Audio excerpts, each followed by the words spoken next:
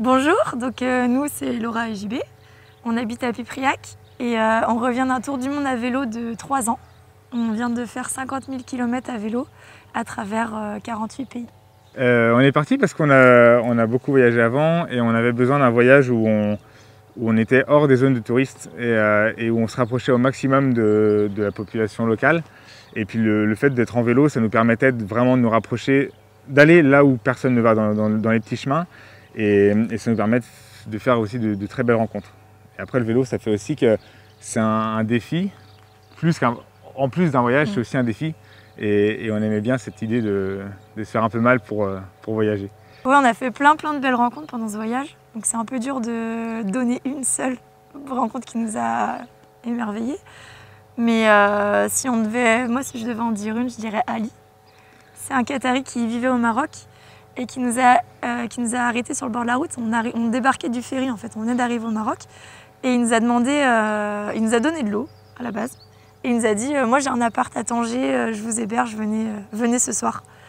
Et on est resté 2 jours et après en fait il nous a poursuivis dans tout le Maroc, il nous rejoignait. Il nous a rejoint à Rabat, à Casablanca. Il prenait sa voiture et il nous rejoignait, il nous faisait à manger. Enfin, c'était vraiment, on avait un staff en fait. Ce serait en Turquie.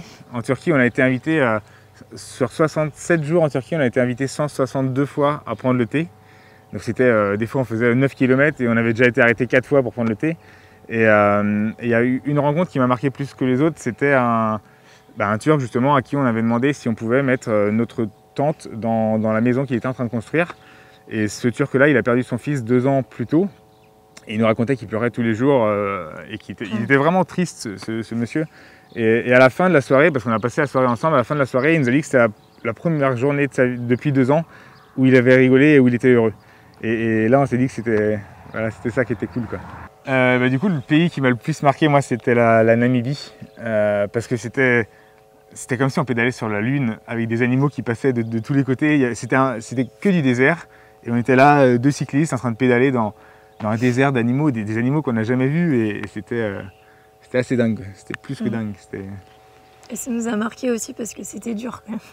Et parce qu'il faisait chaud. Il n'y avait pas d'ombre. Et les déserts, ça marque toujours parce qu'on est tout seul avec notre petit pactage de nourriture.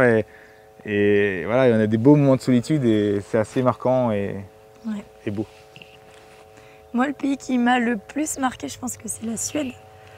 Parce qu'on arrivait du Soudan, où il faisait 40 degrés, et on s'est retrouvés bloqués à cause du Covid. On a dû prendre un avion pour revenir en Europe. Et on a choisi la Suède, en plein hiver, fin janvier. Et là, il faisait moins 13 degrés. Et en fait, on ne s'est pas rendu compte qu'on vit tout le temps dehors quand on est à vélo comme ça. Et donc c'était presque de la survie en fait. Il y avait de la neige tout le temps, il faisait froid tout le temps. Et pour se réchauffer, on devait rentrer dans un magasin en fait. C'était le seul endroit pour se réchauffer, c'était aller faire quelques courses au supermarché. Et plus on montait au-dessus du cercle polaire arctique, et plus il faisait froid, et moins il y avait de monde. Donc on est arrivé jusqu'à moins 27 degrés. Et là, on voyait presque plus personne. Et c'était là où on commençait vraiment à avoir peur. Ouais.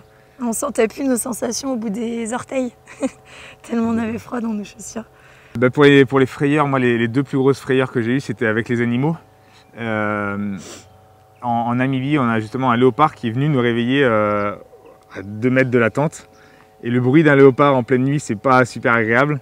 Donc voilà, et puis le lendemain, on a vu les empreintes. Donc on n'a pas bougé dans la nuit, et on a vu les empreintes le lendemain.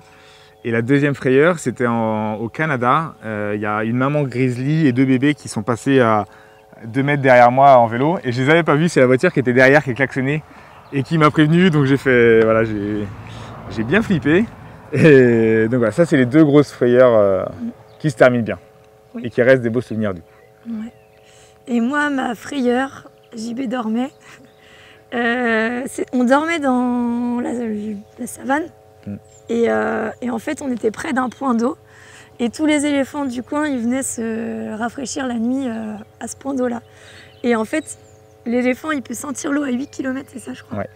À 8 km. Et nous, comme des débiles, on avait laissé nos bidons d'eau dans la tente. Et du coup, pendant la nuit, je sentais une trompe qui essayait de se faufiler pour récupérer nos bidons, quoi. Donc voilà. Et je n'osais pas bouger. Donc, on l'a fait et que voilà, personne ne volera ça, quoi.